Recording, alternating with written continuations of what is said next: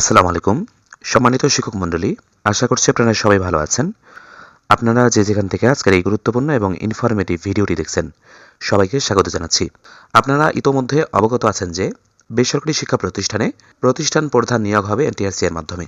ইতোমধ্যে শিক্ষা মন্ত্রণালয়, এনটিআরসি এবং মাধ্যমিক ও উচ্চ শিক্ষা অধিদপ্তর সহ সংশ্লিষ্ট অধিদপ্তরগুলো বেশ কয়েকটি সভা করেছে। এই সভাগুলোর মাধ্যমে শিক্ষা প্রতিষ্ঠানগুলোতে প্রতিষ্ঠান প্রধান এনটিআরসি এর মাধ্যমে কিভাবে নিয়োগ করা হবে সেই বিষয়ে আলোচনা হয়েছে। এর মধ্যে প্রতিষ্ঠান প্রধান নিয়োগে 7টি সুপারিশ করা হয়েছে। সেই সুপারিশগুলো আপনাদের সাথে তুলে ধরছি।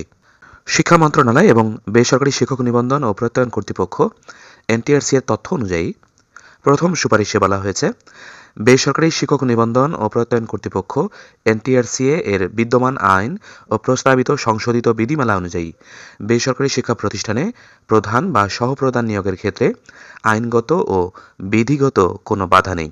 ফলে এনটিআরসি এর মাধ্যমে বেসরকারি শিক্ষা প্রতিষ্ঠান প্রধান বা সহপ্রধান, যেমন অধ্যক্ষ, উপাধ্যক্ষ, প্রধান শিক্ষক, সহকারী প্রধান শিক্ষক, সুপার ও সহকারী সুপার এর নিয়োগ প্রদান করা যেতে পারে।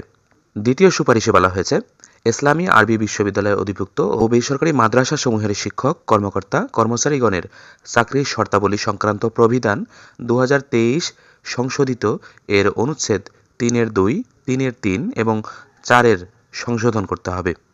তৃতীয় সুপারিশে বলা হয়েছে, জাতীয় বিশ্ববিদ্যালয়ের অধিভুক্ত বেসরকারি কলেজ শিক্ষকদের চাকরির শর্তাবলী রেগুলেশন সংশোধিত 2019 5 সংশোধন করতে হবে বলে উল্লেখ করা হয়েছে।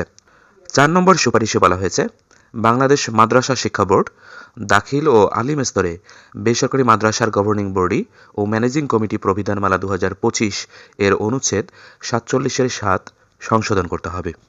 পঞ্চম সুপারিশে বলা হয়েছে, বেসরকারি কারিগরি শিক্ষা প্রতিষ্ঠানসমূহে প্রতিষ্ঠান প্রধান বা সহপ্রধান, যেমন অধ্যক্ষ, উপাধ্যক্ষ, প্রধান শিক্ষক, সহকারী প্রধান শিক্ষক, সুপার ও সহকারী সুপারের নিয়োগ এনটিআরসি এর মাধ্যমে সম্পাদন করতে কোনো বাধা নেই।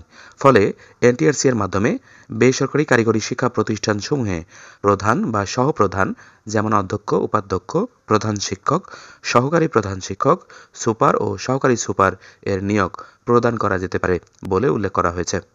ষষ্ঠ সুপারিশে বলা হয়েছে, প্রতিষ্ঠানসমূহের প্রধান, সহপ্রধান, যেমন অধ্যক্ষ, উপাধ্যক্ষ, প্রধান শিক্ষক, সহকারী প্রধান শিক্ষক, সুপার ও সহকারী সুপার নিয়োগের ক্ষেত্রে বিদ্যমান পদনাম ও নিয়োগ যোগ্যতা অক্ষুণ্ণ রেখে এনটিআরসি এর মাধ্যমে নিয়োগ কার্যক্রম সম্পাদন করবে বলে উল্লেখ করা হয়। সপ্তম এবং শেষ সুপারিশে বলা হয়েছে, বেসরকারি শিক্ষা প্রতিষ্ঠান প্রধান অথবা সহপ্রধান, যেমন অধ্যক্ষ, উপাধ্যক্ষ, প্রধান শিক্ষক, সহকারী প্রধান শিক্ষক, সুপার ও সহকারী সুপার এর নিয়োগের নিমিত্ত প্রস্তাবিত বিধিমালার আওতায় নিবন্ধিত প্রার্থীদেরকে শূন্য পদের বিপরীতে সমসংখ্যক পদে পছন্দক্রম ও মেধাক্রম অনুযায়ী নিয়োগের সুপারিশ প্রদানের জন্য এ বিভাগ থেকে একটি পরিপত্র জারি করা প্রয়োজন হবে।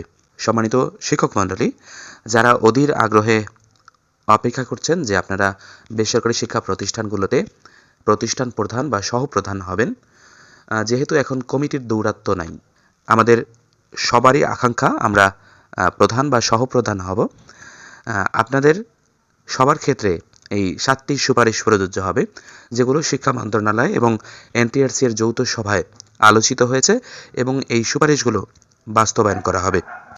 সম্মানিত শিক্ষক মণ্ডলীদের প্রতি বিনীত আবেদন, আমাদের এই চ্যানেলটি শুধুমাত্র শিক্ষক ও শিক্ষা সংশ্লিষ্ট বিষয়ে নির্ভরযোগ্য তথ্য প্রদান করে থাকে।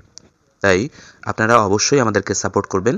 সেজন্য আমাদের চ্যানেলটি সাবস্ক্রাইব করে পাশে থাকা বেল আইকনটিকে অন করে দিবেন। আর এই নিউজটি যদি ভালো লেগে থাকে তাহলে অবশ্যই নিউজটি শেয়ার করবেন। আপনারা সবাই ভালো থাকবেন, সুস্থ থাকবেন। দেখা হবে পরবর্তী ভিডিওতে। আল্লাহ হাফেজ।